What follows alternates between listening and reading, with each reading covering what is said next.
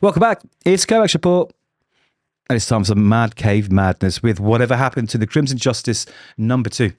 Now, this is by Frank Tieri and Inaki Miranda and was one of my books of the month last month. Exceptional, blew me out of the water.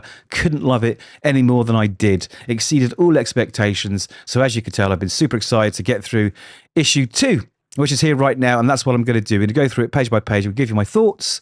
Read the book first if you don't want it spoiled. Please like and subscribe because that also helps too. Now, a little bit of backstory. The Crimson Justice and Mayhem, his arch nemesis, were presumably died many, many moons ago in the Great Hospital File where they had their kind of final battle.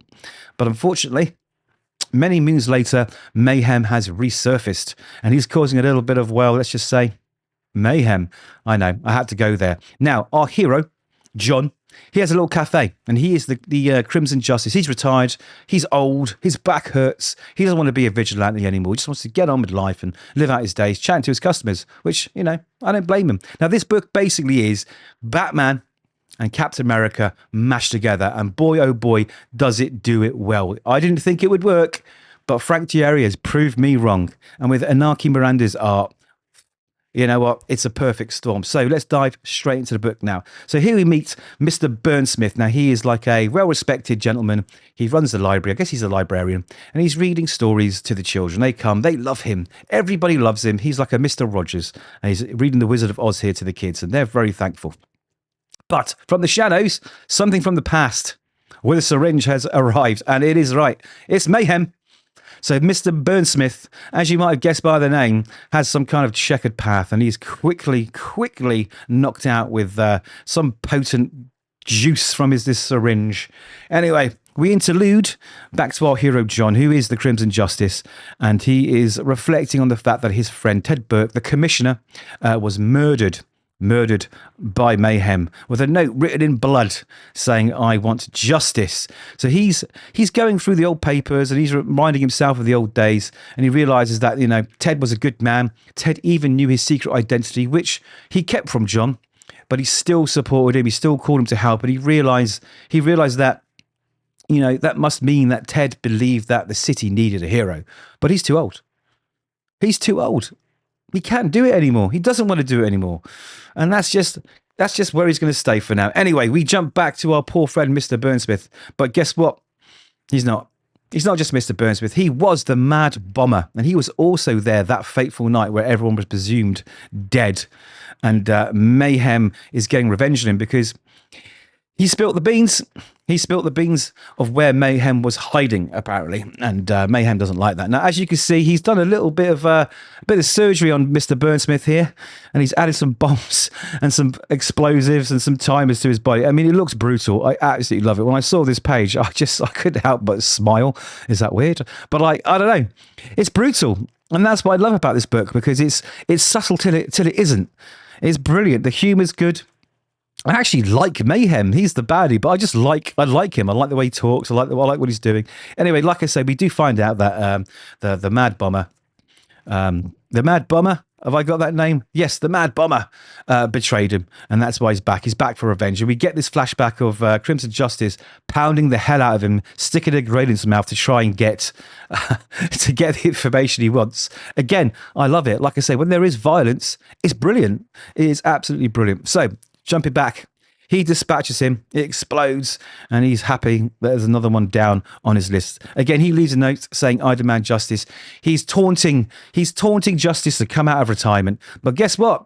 He doesn't want any of it. Now, his friend here in the cafe, he's writing this book, or supposedly writing this book about the Crimson Justice and vigilantes. And he knows that John is Crimson Justice, but Crimson, he just denies it. He's like, yeah, you know, I'm not him. I don't know why you're wasting your time talking to me about it. He's like, have you seen the news? Are you going to do anything about it? Nothing to say. And he's like, why would I?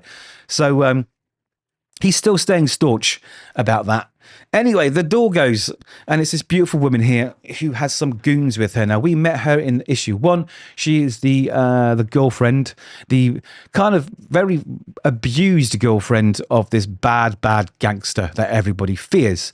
Now, they know that the gangster's beating the hell out of her, and his friend here decides to reach out and try and take her hand and say, hey, we know what's going on. You shouldn't be taking this from anybody. You know, you need help. And just before he can say, you know, we can help you, she knocks him across the chin with a big, I think it's a left hook, right hook. And he's like, don't you dare touch me. Who the fuck do you think you are? And it's just like, who is this woman? Do you know what? It's almost like, not that I ever condone violence, but it seems like she's just as bad as this gangster guy. She's not a nice woman, clearly. Or maybe that she's been turned that way because of what's happened to her. We don't know. Anyway, the goons rough them up and tell them to, you know, don't touch anyone because they're jerk-offs, apparently. And then they bugger off. They didn't even get a coffee, which is a bit of a bummer. Now, this is where it goes a bit weird in a good way. So he starts hearing voices, you know, and they're like, "Christ, did you hit your head?" And these voices saying, you know, got those old juices flowing again, eh, John? I mean, sure, you got your ass kicked, but you're out of practice. Well, don't worry. We'll whip your saggy old ass into shape in no time. And he's like, who the fuck is this? And it's Reddy. That's right, his sidekick, his Bucky Barnes. And he's alive too. Everyone that's supposed to be dead is alive. So what's the story? Hey, what's the story? Anyway, Reddy's back and he's saying, listen, it's time to be a hero again. And that's where we leave it. It's brilliant. It is absolutely brilliant. Twists and turns. There's great violence. The dialogue's great. The coloring's great. The art's great. Everything about it is great. Go read it. Come on, go read this book right now. Go pick it up. It's only 2 issues. It's not too late to jump on board. And just look at issue 3's cover, right? You've got some kind of, I don't know, train underground. And everyone has got this purple gunk coming out of the mouth, all dead. And he's there with a syringe. Oh, I can't wait.